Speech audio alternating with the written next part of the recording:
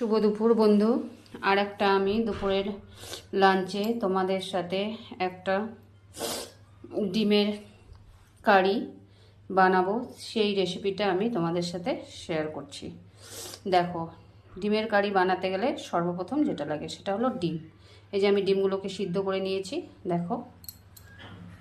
আর তার সাথে আমি আলু নিয়েছি। তোমরা ডিমের কারি মাখিয়ে নিয়েছি।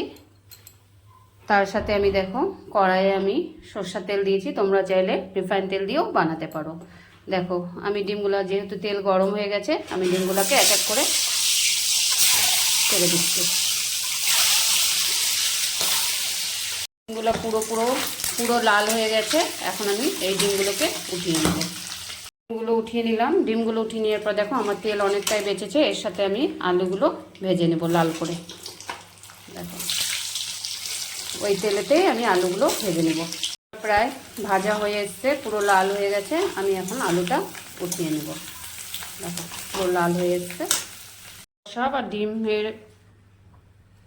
ডিম কষা বানাতে কি আমি মশলাগুলো দিব তোমাদের সাথে সেটাই তোমাকে দেখাচ্ছি। এখানে কিছু পরিমাণে আদা, একটু রসুন পেস্ট, এখানে কাঁচা লঙ্কা আমি দিয়েছি। এখানে আমি 4 থেকে 5টা মাঝারি সাইজের পেঁয়াজ, তারপরে দেখো আমি 2টো টমেটো, তার সাথে তেজপাতা। আর তোমরা চাইলে মটরশুঁটি দিতেও পারো, নাও দিতে পারো, কিন্তু আমি মটরশুঁটি অ্যাড করব, তাই তোমাদেরকে দেখালাম। যেহেতু তেল ছিল, আমি আর একটু কিছু সামান্য তেল অ্যাড করলাম এর মধ্যে।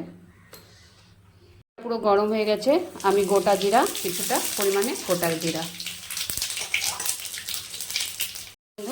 পেঁয়াজগুলো লাল লাল করে ভাজা হয়ে গেছে। তার সাথে আমি অ্যাড করছি কাঁচা লঙ্কা,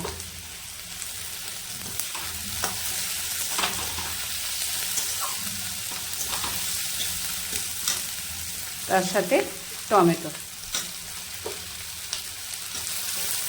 পেঁয়াজটা ভালো করে ভাজা হয়ে গেছে। এর সাথে আমি দিয়ে দিলাম আদা রসুনের পেস্ট।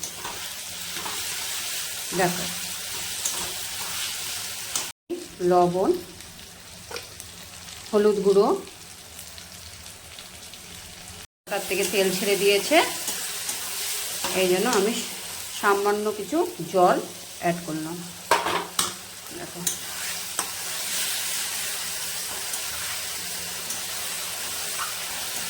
ভাজা হয়ে গেছে। আমি মটরশুঁটিগুলো দিয়ে দিলাম। দেখো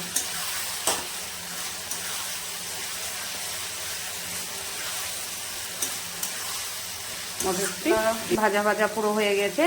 আমি এর মধ্যে সামান্য কিছু জল এখন আমি অ্যাড করব। দেখো পুরো ভাজা হয়ে গেছে মশলা। দেখো পুরো তেল ছেড়ে দিয়েছে, এই জন্য আমি এখন সামান্য কিছু এর মধ্যে জল অ্যাড করব।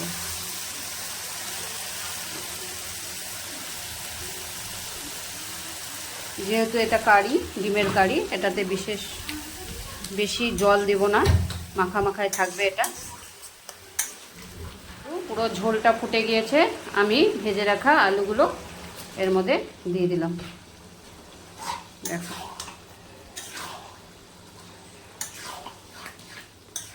দিলাম ভেজে রাখা ডিমগুলো।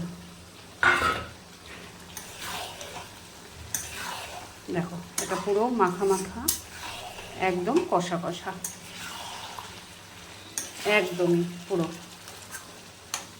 এটা রুটি পরোটার সাথে খুব সুন্দর লাগে খেতে। দেখো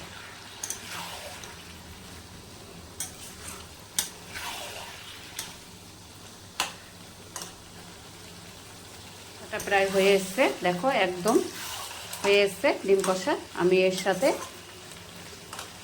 গরম মশলা অ্যাড করছি। তোমরা চাইলে ধনেপাতা দিতেও পারো, নাও দিতে পারো। আমি দিচ্ছি না এখানে ধনেপাতা, আমি শুধু গরম মশলা অ্যাড করলাম। দেখো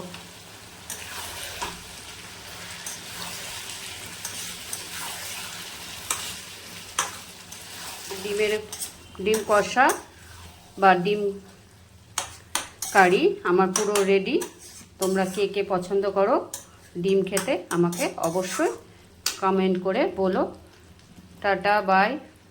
আবার কোনো নতুন রেসিপি নিয়ে তোমাদের সাথে অবশ্যই আসবো।